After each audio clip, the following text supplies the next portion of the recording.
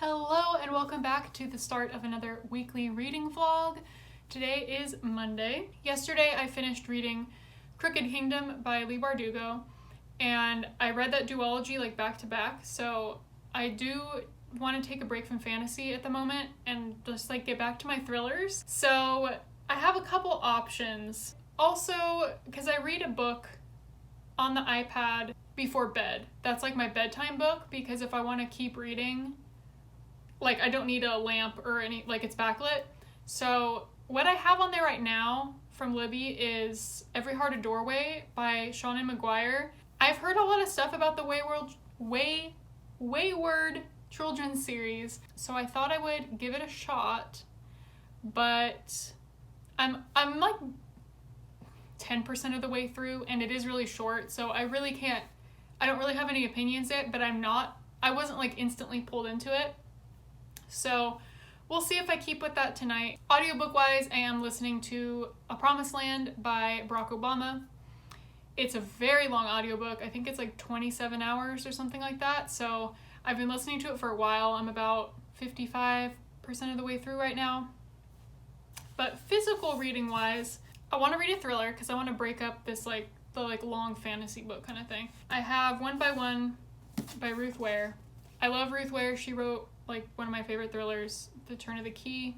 And I know my mom thought that this one wasn't one of her best. I've heard very mixed things about this, but then someone else on Twitter was saying that they really loved this one. So I'm interested to see what I think. I know that it takes place like at a ski resort, like they get snowed in. So I think that's a really good premise. And it kind of has like And Then There Were None by Agatha Christie vibes, where it's like everything's taking place like in one setting. And that does also remind me of A Woman in Cabin 10 by Ruth Ware, which the whole thing took place on a boat. So this has potential for me. And if anything, I think it'd be like a 3-star. So even if it's not amazing, like I'm sure I won't not like it. And then my other option is The Night Swim by Megan Golden. I just realized this is a book of the month copy, but I got it at my local used bookstore for $4. So that's a steal. I just know that this one's like more serious. But I believe this one, I don't really know that much about it, but I think our main character has a podcast, which is relatable. But I think it's a true crime podcast, and there's something with like a rape trial and stuff, so I definitely think it'll be like more heavy than One by One. So we'll see, but they're both about the same length. So yeah, I'll keep you posted on which one I decide to read tomorrow, but I just love a good thriller, you know? And then later in the week, I will be buddy reading Beach Read by Emily Henry with my friend Audrey, who has been in past videos and who I buddy read the Truly Devious series with. We both happen to have a copy of Beach Read, and we both haven't read it yet, so we're like, perfect. I'm not that big into adult, like contemporary romance, so I read like 2 a year, maybe, and I'm pretty picky about the ones that I do read, so I end up liking the ones that I read, because I know like this isn't my genre, really, so I try to pick ones that I think I will like, and I've heard nothing but good things about Emily Henry. I'm blanking on the other book right now, but there's another one that's out right now that like everyone keeps saying is amazing, but I think this one, I've heard really good things about this as well. And I got this as a Christmas present from Mary, from the channel Mary Among Stories. I will link her channel down below. It was so sweet because I was so MIA on this channel for the second half of last year, and just like, it was just so thoughtful because I hadn't really talked to her in a while, and it was just so sweet. So thank you, Mary. So now that it's summer, I'm really excited to read this. Augustus Everett is an acclaimed author of literary fiction. January Andrews writes best-selling romance. When she pens A Happily Ever After, he kills off his entire cast. They're polar opposites. In fact, the only thing they have in common is that for the next 3 months, they're living in neighboring beach houses, broke and bogged down with writer's block. Then one hazy evening, one thing leads to another, and they strike a deal designed to force them out of their creative ruts. Augustus will spend the summer writing something happy, and January will pen the next great American novel. She'll take him on field trips worthy of any rom-com montage, and he'll take her to interview surviving members of a backwards death cult, obviously. Everyone will finish a book and no one will fall in love. Really. That sounds amazing. I'm sure I had read the premise when I put it on my Amazon wish list, but that was last year, so that sounds so good. I'm so excited. This cover is so cute, and I'm really excited to buddy read this. I barely read anything the first 2 days of this week, I guess, because I finally put out videos. Well, video, but I have edited a couple and I'm working on uploading them and scheduling them. And I posted my June wrap up today. What is my hair doing? It's just good to be back. I've been like finally going on my Bookstagram and looking at all the other wonderful people I follow on there, looking at their book posts and interacting with people, and it feels good. Last night I started One by One by Ruth Ware. I was just in the mood for like something lighter, and I feel like The Night Swim is a little bit heavier. I barely got started. I'm on page 26. To give a little bit more in-depth summary of it, there's this company called Snoop that's like Spotify mixed with Twitch almost, where you can like you log in, and then if other people are also like logged in and live at the time, you can listen to what they're listening to, like music wise.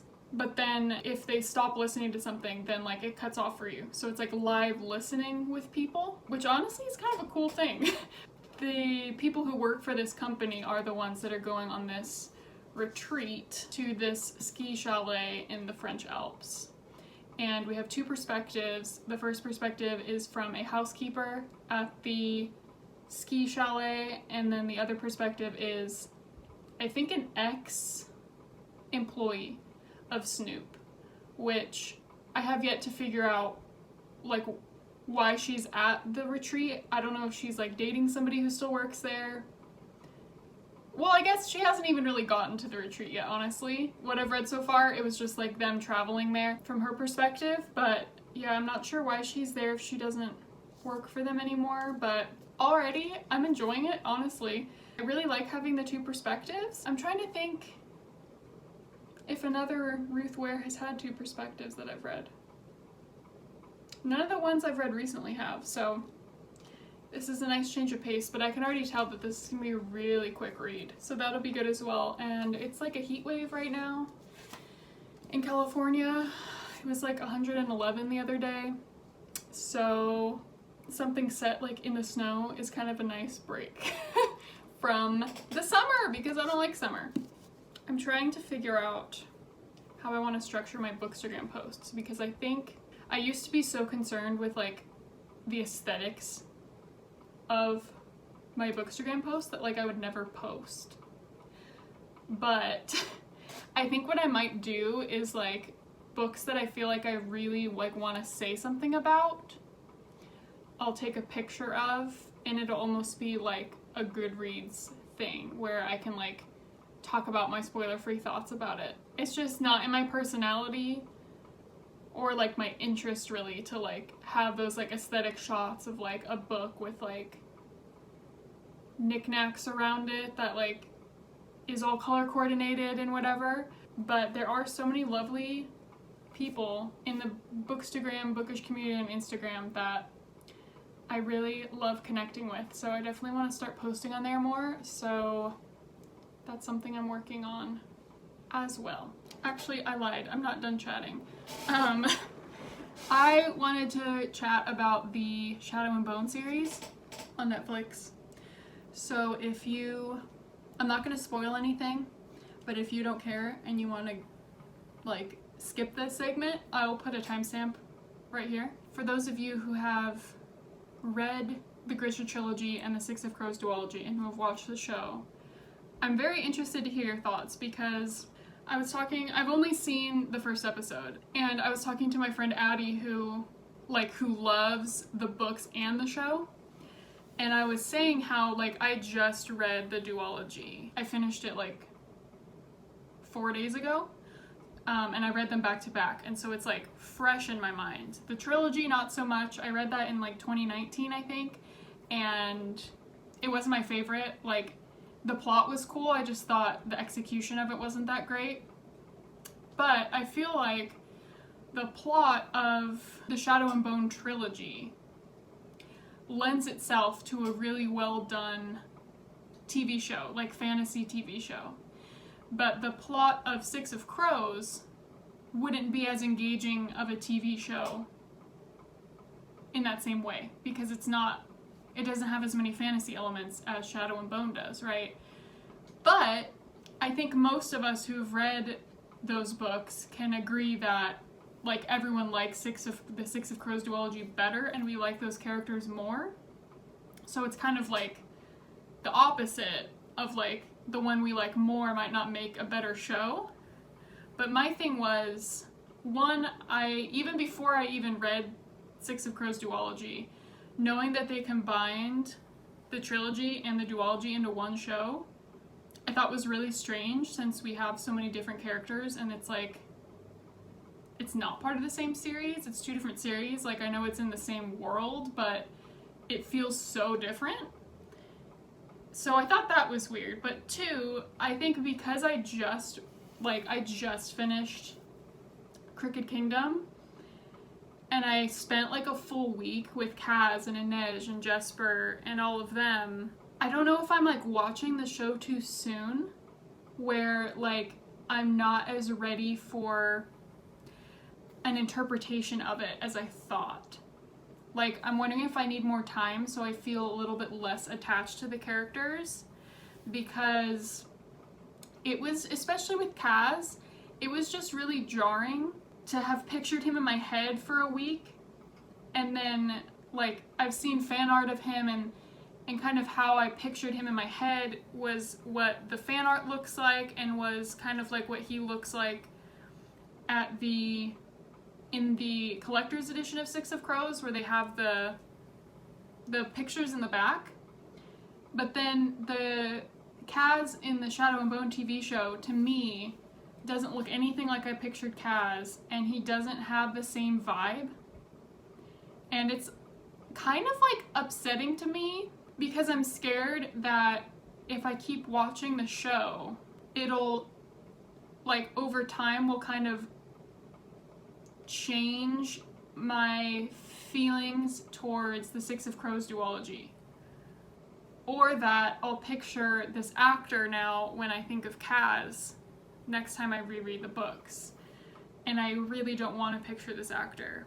But I really like the Shadow and Bone part so far, like with Alina and Mal, because, like I said, I was never really attached to that trilogy, and I think that trilogy lends itself really well to a TV show, so I'm liking that part, and I already like Alina and Mal more in the first episode than I did, like, really in the entire trilogy, so I'm good with that. I just don't know how I feel about the Six of Crows characters being in it, and it changing the way that I perceive the books. So let me know if you can agree with that at all. Like, it applies to kind of like almost any like adaptation of a book. I don't know how I feel about it. I don't know if I should keep going with it or not, honestly, because I'm just very conflicted. So let me know if that made any sense, or if you can agree with me. It's a couple days later, and I thought I would update you on one by one. I am now on page 125, so I am almost halfway through. We have figured out who Liz is. So she used to be an assistant for the head of the company, and she does have a share in the stock, in the company stock. So that's why she's there, because all the shareholders are there. And all of the shareholders are also employees, except for her, since she is an ex-employee. Someone has already disappeared / possibly died, we don't know. And it already is feeling like very like claustrophobic, which is what I wanted from this, since it is like taking place in a ski chalet in the middle of nowhere. It won't stop snowing, like the snow's starting to pile up, And so the vibes are there. I definitely think it's just a little bit slow. It took like 100 pages for something to actually happen. Yeah, I'm enjoying it so far. It's probably sitting at like a 3-star. I think I'll finish this in the next day or two. And then today is also a very exciting day because I am starting my buddy read of Beach Read with my friend Audrey. And typically when we buddy read things, we read like half the first day and then half the second day. So I think we'll probably get at least halfway through this today and then finish it tomorrow. So we got a thriller and a romance this week, which is a really good combination because I like to switch things up a little bit, you know, take a little brain break. If you want to wave to the vlog or something, we got our books. Audrey and I were just talking about how we both aren't big like romance readers, so this could possibly be very like a really big fail, or yeah. You never know. We shall see, but I'll keep you posted. All right, it is a bit later in the day and I am on page 166 of Beach Read. So I'm almost halfway through, and I'm really liking it so far. Audrey was saying that a review that she had read, someone didn't like it because our main character, January, kind of brings up like troublesome things from her past.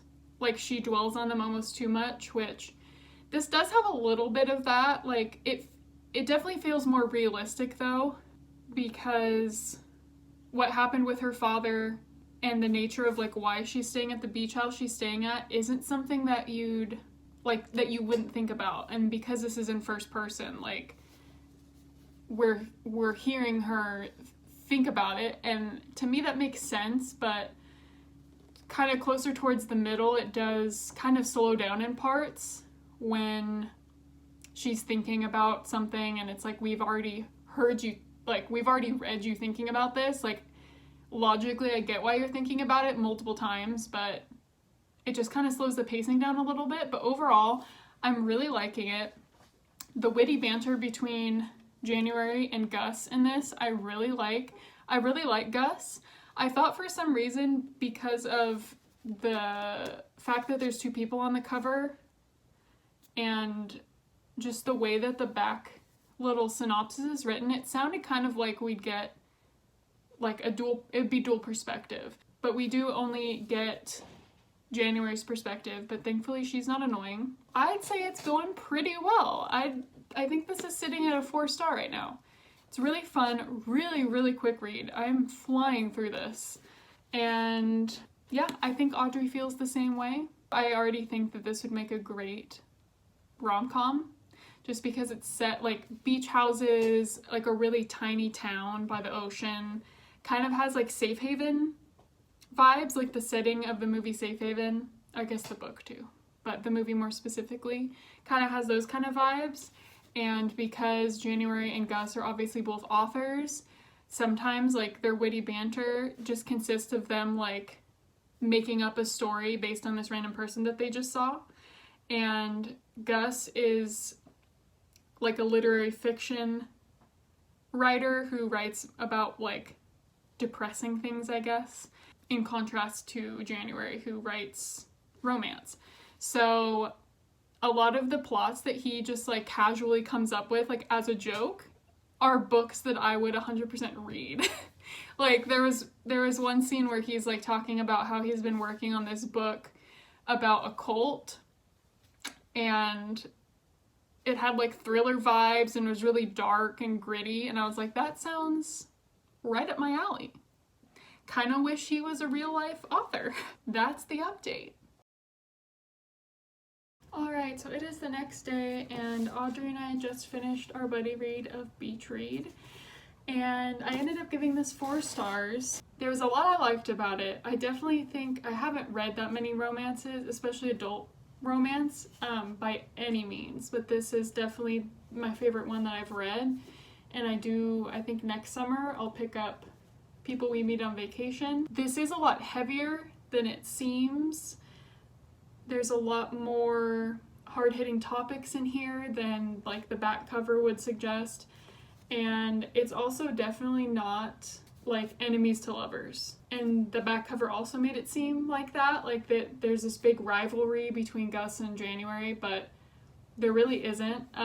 It's more like friends to lovers or acquaintances to lovers. But that all being said, there was only like one or two little moments where I was like, this is so unrealistic. So that's why it's not a 5, but I really enjoyed it. I really loved both of the characters, especially Gus. I do think it was balanced well between like darker, more hard-hitting topics and like the kind of light and cute and fluffy romance. I think that was juggled well. It just wasn't what I was expecting going into this and like how this was marketed and summarized and everything, but I do think it added a lot of depth to the story. I think this is a really good one for people like me who don't read a lot of romance, because there's definitely a lot of like good plot points as well, which kind of kept me going, because I don't always read romance for the romance, which seems kind of counterintuitive, but sometimes like characters are just really good and there's really like cute situations happening and things like that in romance books, which is why I picked them up. But I really enjoyed this one. And I really, really like the way that it ended, and like the overall message that the story ended with, I think was really good. And then last night, it took me like 3 hours to fall asleep. And then I didn't sleep well. And I woke up in the middle of the night and then couldn't get back to sleep for a while. So anyway, I unexpectedly read like 200 pages of One by One. And I was because I was like, I'll just read for an hour and see if I get sleepy. And so I read for an hour, but like right when it was gonna be an hour, like stuff went down. Like everything just like came together and like it got so like thrilling, I guess. Like my heart was like pounding. I was like so invested in the story. And so I read for like almost an hour after I had said I was gonna stop. And I was so tempted to finish it last night, but I would have had to stay up for like another half hour, and I just could not. But I'm now on page 318, and I have like 50 pages left. So I really need to finish this today, because every chapter of the last like 50 pages was like just an absolute page turner, and I have no idea what's gonna happen. Like all of this stuff is just happening so fast and there's so much tension, and so anyway, I just need to finish it. I need to know what happens, because I literally left the characters like in the most like climactic part of the book. So I think I'm gonna take a couple Bookstagram pictures and then finish this book.